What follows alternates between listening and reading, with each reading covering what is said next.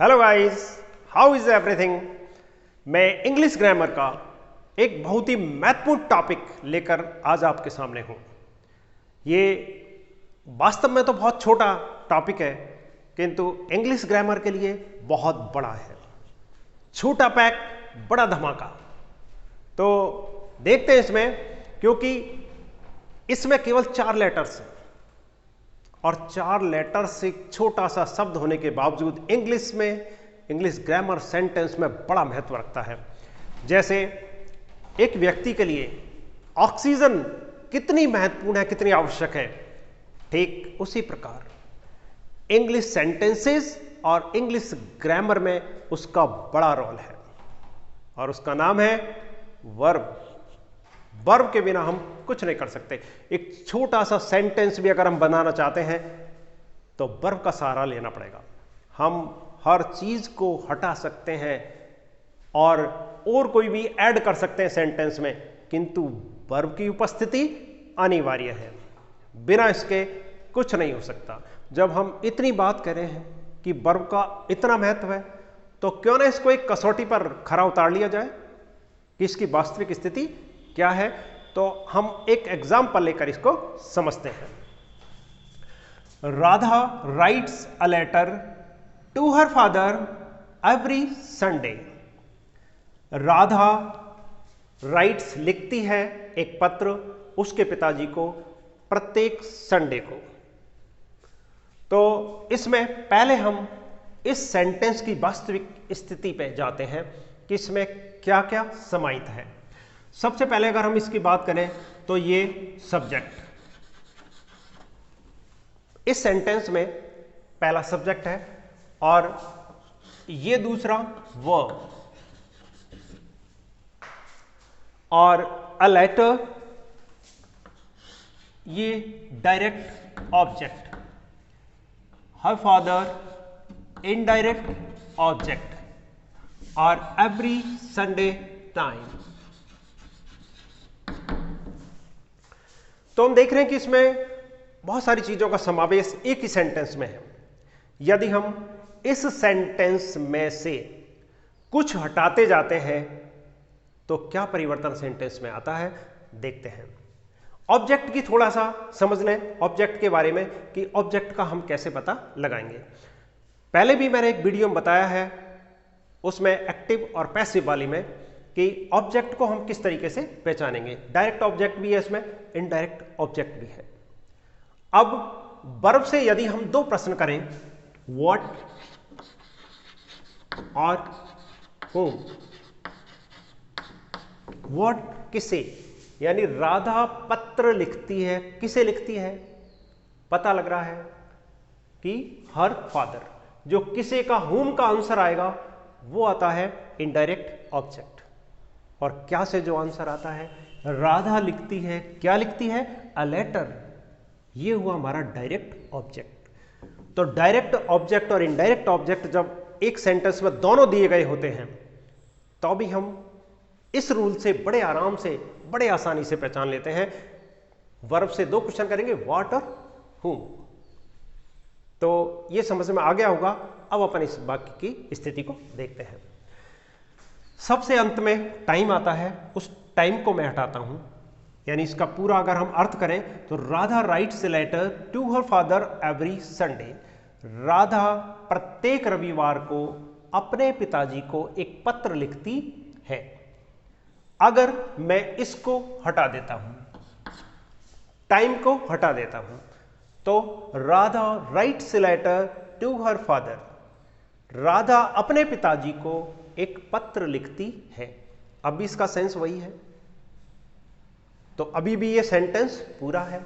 चलो इसको और हटा देते हैं, इनडायरेक्ट ऑब्जेक्ट को भी हटा देते हैं। Radha writes a letter, Radha एक पत्र लिखती है, तो अभी इसका सेंस पूरा नजर आ रहा है। चलो इसको और हटा देते हैं, डायरेक्ट ऑब्जेक्ट को भी हटा देते हैं। राधा राइट्स, राधा लिखती है, तो अभी इसका कंप्लीट सेंस है। अब हमारे पास 2 बचे, सब्जेक्ट और वर्ब। सिर्फ इस सेंटेंस को हमने हटाते हटाते सिर्फ दो चीजें बची है, सब्जेक्ट और वर्ब। अगर हम सब्जेक्ट को भी हटा दें, जैसे कुछ सेंटेंस हम ले सकते हैं, गो देयर,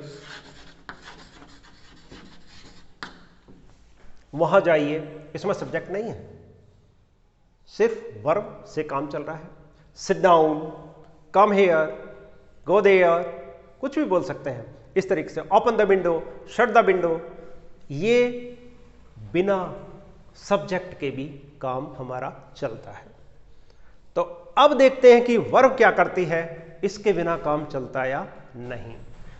अब हम पूरे सेंटेंस को लेते हैं और हटाते हैं वर्ब को। वर्ब को हटा देते हैं। राधा एक पत्र लिखती, राधा एक पत्र अपने पिताजी को हर रविवार को, राधा हर रविवार को अपने पिताजी को एक पत्र। क्या सेंस हुआ? कोई लेना देना नहीं है। तो वर्ब का महत्व देखा कि कितना ज्यादा वर्ब का महत्व है, यानी हम टाइम को हटा दें तो हमारा काम चलेगा, इनडायरेक्ट ऑब्जेक्ट हो उसको भी हटा दे तो भी काम चलेगा, डायरेक्ट ऑब्जेक्ट को भी हटा दे तो काम चलेगा, और यदि सब्जेक्ट को भी हटा दें हमारा तो भी वर्ब अकेली अपने आप को इतनी अहमियत रखती है कि हर सेंटेंस और इंग्लिश की ग्रामर में एक महत्वपूर्ण रोल रखती है। तो जब इतना महत्व रखती है तो क्यों ना हम इसको विस्तार से पढ़ें, हम इसकी जड़ तक जाएं, इसकी रूट कहाँ है वहां से अगर इसको पकड़े तो शायद वर्ब के बारे में बहुत कुछ हासिल कर सकते हैं। तो वर्ब हम किसे कहते हैं, इस पे हम थोड़ी सी चर्चा कर लें। वर्ब कोई भी, किसी भी व्यक्ति, कोई वस्तु, उसके बारे में कुछ जानकारी देती है, चाहे वो सब्जेक्ट है, ऑब्जेक्ट है, उसके बारे में कुछ जानकारी देती है। अब वो कैसी जानकारी देती है, इसके लिए हम इसको दो भागों में बांट के पढ़ते हैं। एक है ट्रांजिटिव वर्ब और दूसरी इंट्रांजिटिव वर्ब। अब दोनों का क्या मतलब है और ये दोनों किस तरीके से वर्ब की हेल्प करती है और वर्ब का अर्थ समझने के लिए इनको क्यों लिया गया है। ट्रांजिटिव वर्ब, a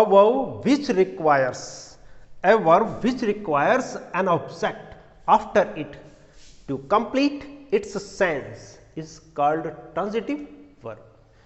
तो ट्रांजिटिव वर्ब कौन सी होती है? ट्रांजिटिव वर्ब वो होती है जो बिना ऑब्जेक्ट के अपना अर्थ स्पष्ट नहीं कर पाती है, यानी ऑब्जेक्ट यदि नहीं है तो उसका अर्थ सही स्पष्ट नहीं होता, अधूरा होता है। जैसे कुछ एग्जाम्पल हम देखते हैं। राधा रोट अ लेटर, इसमें ऑब्जेक्ट हुआ a letter. Radha wrote, Radha ने एक पत्र लिखा। अगर मैं यहां तक छोड़ दूं, राधा रोट, राधा ने लिखा, सही अर्थ तो है कि राधा ने लिखा, किंतु क्या लिखा आगे स्पष्ट नहीं है। तो स्पष्ट करने के लिए ये ट्रांजिटिव वर्ब जो होती है, ये वर्ब रोट वर्ब है। और ट्रांजिटिव वर्ब क्यों कहा हमने इसको? क्योंकि विदाउट ऑब्जेक्ट, बिना इसके कुछ नहीं कर सकती। देखिए दूसरा एग्जांपल, सी कुक्ड फूड, ये ऑब्जेक्ट, ये भी ऑब्जेक्ट। सी कुक्ड फूड, उसने भोजन पकाया। तो किससे स्पष्ट हुआ? भोजन से, उसने पकाया। अगर हम ये बोले उसने पकाया, वास्तविक स्थिति जानने के लिए हमें ऑब्जेक्ट का सहारा लेना पड़ेगा। तो मतलब क्या हुआ? ऐसी वर्ब, ट्रांजिटिव वर्ब वो होती है जो बिना ऑब्जेक्ट के अपना अर्थ स्पष्ट करने में असमर्थ होती है। अब बात आती है इनट्रांजिटिव वर्ब। इनट्रांजिटिव वर्ब इससे विपरीत है। हम ये कह सकते हैं कि इसमें ऑब्जेक्ट का सहारा लेने की इसको कोई जरूरत नहीं है, अपने आप में परिपूर्ण है, ये खुद का अर्थ अपने आप स्पष्ट करती है। कैसे? जैसे देखिए, रावण डैड, रावण मर गया। सीता रीच्ड, सीता पहुंच गई। राम स्माइल्ड, राम खुश हुआ। तो इनट्रांजिटिव वर्ब देखा आपने, इनट्रांजिटिव, किसी भी इसमें ऑब्जेक्ट नहीं है और ऑब्जेक्ट का सबसे बड़ा तरीका भी थोड़ी देर पहले मैंने बताया कि व्हाट और whom दो प्रश्न आप वर्ब से कर ले। अगर इन प्रश्नों का दोनों में से किसी एक का भी जवाब आता है तो ऑब्जेक्ट है, नहीं तो ऑब्जेक्ट नहीं है। तो इसका ध्यान रखते हुए हम इसमें बात करेंगे। और वास्तविकता भी है कि रावण जब मर गया, सीता पहुंच चुकी, तो राम खुश हुआ। ओके, तो ये जो वर्ब की वास्तविक स्थिति हमने देखी। अब जब इतनी महत्वपूर्ण है, ये टेंस में किस तरीके से भूचाल ला देती है, टेंस को किस तरीके से उलट पुलट कर देती है, प्रेजेंट में बदल दिया, पास्ट में बदल दिया, फ्यूचर में बदल दिया। ये वह क्रिया ही है, वर्ब ही है जो इस तरीके से टेंस में भूचाल ला देती है। तो देखते हैं ये वर्ब किस तरीके से टेंस में भूचाल ला देती है, और इसको भी हम दो भागों में बांट के पढ़ लेते हैं, लेक्सिकल वर्ब और दूसरी ऑक्सिलरी वर्ब। लेक्सिकल वर्ब बहुत ज्यादा महत्व रखती है और लिखने में अब तक हम मैक्सिमम नॉर्मली हम 3 वर्ब की फॉर्म पढ़ते हैं, first form, second form, then third form. किंतु वर्ब की 5 फॉर्म्स होती है, 5 फॉर्म होती है, और हम 5 फॉर्म बिल्कुल एक सिस्टमैटिक ढंग से अगर उसको पढ़ें तो और मजा आने वाला है, क्योंकि वास्तविक स्थिति इसकी यही है। देखिए सेंटेंस, मैंने 5 सेंटेंस लिए हैं और पांचों वर्ब की फॉर्म्स को बताया है। आई राइट अ लेटर, ये हम वर्ब की फर्स्ट फॉर्म, जिसको हम V1 कह सकते हैं, वर्ब की फर्स्ट फॉर्म। तो वर्ब की first form I write a letter, मैं एक पत्र लिखता हूं। सेकंड फॉर्म रोट, राइट की सेकंड फॉर्म क्या होती है? रोट, तो इसको हम कह सकते हैं V2, वर्ब की second form. I wrote a letter, मैंने एक पत्र लिखा। अब थर्ड एग्जांपल में देखिए, I have written a letter, I have written, क्योंकि थर्ड फॉर्म अकेले नहीं आ सकती, तो थर्ड फॉर्म किसी का साथ लेके आती है, हैज हैव हैड का साथ लेके थर्ड फॉर्म आती है, तो यहां हम वी थर्ड इसको कहते हैं। तो वर्ब की फर्स्ट, सेकंड और थर्ड फॉर्म नॉर्मली हम पढ़ते हैं, किंतु अगर B4 की बात करूं तो B4 देखिए, इसका ING रूप पढ़ते जरूर है, किंतु जानते बहुत कम है कि ING फॉर्म इसका B4 होता है। वर्ब की fourth form ING, I am writing a letter, मैं एक पत्र लिख रहा हूं। टेंसों में हम इसको खूब पढ़ते हैं। तो इसका लास्ट है कि V5, वर्ब की फिफ्थ फॉर्म कौन सी है? जो हमारी फर्स्ट फॉर्म थी और फिफ्थ फॉर्म है, ये दोनों ही प्रेजेंट सिंपल टेंस में काम आती है। यदि सिंगुलर सब्जेक्ट है तो सिंगुलर सब्जेक्ट के साथ वर्ब में SEIS लगाया जाता है, वही फॉर्म इसकी फिफ्थ फॉर्म कहलाती है, जिसको V5 कहते हैं।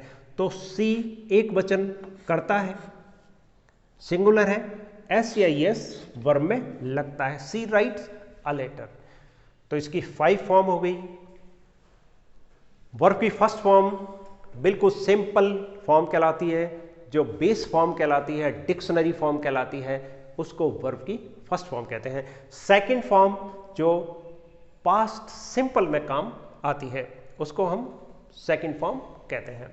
थर्ड फॉर्म जो हैज हैव हैड के बाद आती है, या is are am was were के भी बाद, अगर एक्टिव पैसिव की बात हम करें तो वहां आती है। और वर्ब की फोर्थ फॉर्म, जो चौथी फॉर्म वर्ब की ING रूप वाला, ये कंटिन्यूस टेंस में काम आती है। और वर्ब की फिफ्थ फॉर्म जो सिंगुलर सब्जेक्ट के साथ SEIS लग के आती है, उसको वर्ब की फिफ्थ फॉर्म कहते हैं। तो लेक्सिकल वर्ब में हमने 5 वर्ब की फॉर्म को पढ़ा। अब सीधे हम इसको इस तरीके से समझें कि वर्ब की फिफ्थ फॉर्म लगाइए, वर्ब की फोर्थ फॉर्म लगाइए, इस तरीके से हम इसको पढ़ सकते हैं। देखिए ऑक्सिलरी वर्ब, ऑक्सिलरी वर्ब ये अपने आप में बहुत ज़्यादा महत्व रखती है। इसमें जो तीन हमारी प्राइमरी ऑक्सिलरी वर्ब में आती है वी, हैव और डू। तीनों अपने आप में इंग्लिश ग्रामर में बहुत ज्यादा महत्व रखती है। कारण है कि ये तीनों हेल्पिंग वर्ब के रूप में भी काम आती है और मेन वर्ब के भी रूप में काम आती है। जब मेन वर्ब नहीं होती तो ये मेन वर्ब का काम भी करती है। अब देखिए, इसके पहले हम फॉर्म देखते हैं, फिर इसके यूजेस देखेंगे कि वी फॉर्म, अगर हम वी फॉर्म की बात करें तो इज, आर, एम ये प्रेजेंट में हो गए, वॉज, वर ये पास्ट में हो जाते हैं, और बीन और बीइंग इसकी लगभग ये 6-7 फॉर्म वी की होती है। Is, are, am, was, were, been और बीइंग। और हैव की अगर बात करें तो हैव, हैज, हैड और हैविंग ये इसकी हैव की होती है, और डू की डू, डज और डिड। तो एक काम किस तरीके से आती है, जैसे मैं एक एग्जांपल दूं कि I am a teacher, I am, मैंने एम का प्रयोग किया आई के साथ, तो मुझे पता लग रहा है कि आई एम ए टीचर। तो यहां क्या है, हेल्पिंग वर्ब के रूप में काम आई है? जी नहीं, हेल्पिंग वर्ब नहीं, ये मेन वर्ब का काम कर रही है एम। तो वी की फॉर्म मेन वर्ब का भी काम करती है और हेल्पिंग वर्ब का तो करती ही है। आई एम टीचिंग, मैं पढ़ा रहा हूं, तो यहां किसका काम किया वर्ब ने? आई एम टीचिंग, ये वर्ब की इसने हेल्पिंग वर्ब का काम किया इज, आर, एम का, और आई एम अ टीचर यहां मेन वर्ब का काम किया। ओके, तो इसी तरीके से हम पास्ट में भी बना सकते हैं बी की फॉर्म के। और हैव की अगर बात करें तो हैव पोजेशन दर्शाने वाली एक फॉर्म है। पोजेशन यानी मेरे पास चौक है, I have a chalk, I have a pen, I have a car. ये किसके रूप में आई है? हैव किसके रूप में आ रहा है? हैव पोजेशन के रूप में, मतलब हम कह सकते हैं कि ये मुख्य क्रिया मेन वर्ब का काम कर रही है इस जगह पर। तो मेन वर्ब के रूप में ये काम आती है, और डू भी इसी तरीके से काम लिया जाता है। तो प्राइमरी ऑक्सिलरी वर्ब 3 प्रकार की होती है, वी, हैव और डू। ये तीनों बहुत महत्व रखती है टेंसों को समझने के लिए, सही सेंटेंस को बनाने के लिए। तो वी, हैव और डू ये तीनों हेल्पिंग वर्ब का भी काम करती है, और हेल्पिंग वर्ब नहीं हो तो मेन वर्ब का काम भी ये खुद करती है। दूसरी बात अब आ रही है मॉडल ऑक्सिलरी। जैसे नाम से पता है कि मॉडल है, तो modal can, could, may, might, shall, will, should, would, ought to, ये सब मॉडल है। अब मॉडल ऑक्सिलरी वर्ब, इनको मॉडल ऑक्सिलरी वर्ब इसलिए कहा है कि मॉडल की एक विशेषता होती है कि ये कभी भी अपने आप में परिपूर्ण नहीं होती। मतलब मॉडल हमेशा किसी न किसी वर्ब को साथ में लेके आती है। इसके बिना हम नहीं बना सकते। जैसे कुछ एग्जांपल्स नीचे हम देख लेते हैं। आई कैन स्पीक इंग्लिश, ये मॉडल आ गया और यहां साथ में किसी न किसी वर्ब को लेके आया है। यानी हमें कह सकते हैं कि बिना वर्ब के मॉडल अपने आप में परिपूर्ण नहीं है। जब भी मॉडल, तो हेल्पिंग वर्ब के रूप में मॉडल आता है, मेन वर्ब के रूप में मॉडल नहीं आता। ये हमें पता होना चाहिए कि मॉडल कभी भी मेन वर्ब के रूप में नहीं आता, बल्कि हेल्पिंग वर्ब का काम करता है। इसलिए उसको मॉडल ऑक्सिलरी की हेल्पिंग वर्ब कहते हैं। तो can speak, it may rain today, rain बिना मेन वर्ब के ये काम नहीं करते। We must respect our elders, we must respect our elder. यहां भी देखिए कि हमें हमारे बड़ों का सम्मान करना ही चाहिए। मस्ट का उपयोग, उसका रिस्पेक्ट जो आ रहा है वर्ब की फर्स्ट फॉर्म, हमें यह पता है कि मॉडल के बाद हमेशा ही वर्ब की फर्स्ट फॉर्म आती है। तो आगे इसमें मार्जिनल ऑक्सिलरी है जो नीड, यूज्ड टू और डेयर, ये 3 हमारी मार्जिनल ऑक्सिलरी वर्ब है। इनका भी उपयोग सेंटेंसेस बनाने में बहुत काम आते हैं। जैसे पास्ट टेंस की कोई घटना की अगर हम बात करें कि एक शेर था, वह जानवरों को मारता और खा जाता था, तो ता था जैसे घटना है, पास्ट की कोई घटना है, उस घटना की यूज टू का उपयोग करते हैं। इसी तरीके से हम इनका बाकी का भी हम यूज करते हैं। तो हमने देखा कि ये वर्ब जो केवल 4 लेटर्स वाली है, केवल 4 इसमें लेटर्स आते हैं, किंतु छोटा पैक और बड़ा धमाका, क्योंकि बिना इसके इंग्लिश के सेंटेंसेस सब लंगड़े हैं, हैंडीकैप्ड हैं। तो वर्ब का सही उपयोग अगर हम करना सीखते हैं तो निश्चित रूप से हमारी सेंटेंसेस जो हम बनाना चाहते हैं इंग्लिश में, जो हमारी ग्रामर है, वो ग्रामर में सबसे बड़ा रोल अगर मैं कहूँ किसी का है तो वो है हमारी वर्ब का। तो इस वीडियो को अंत तक जरूर देखें, क्योंकि इसमें वर्ब की बहुत सारी बातें हमने सीखी हैं। अब ये वीडियो आपको अच्छा लगे तो लाइक करें, शेयर करें, नए व्यूअर्स हैं तो सब्सक्राइब करें और बेल आइकन दबाएं, और फिर अपन मिलते हैं अगले वीडियो के साथ। Okay, bye.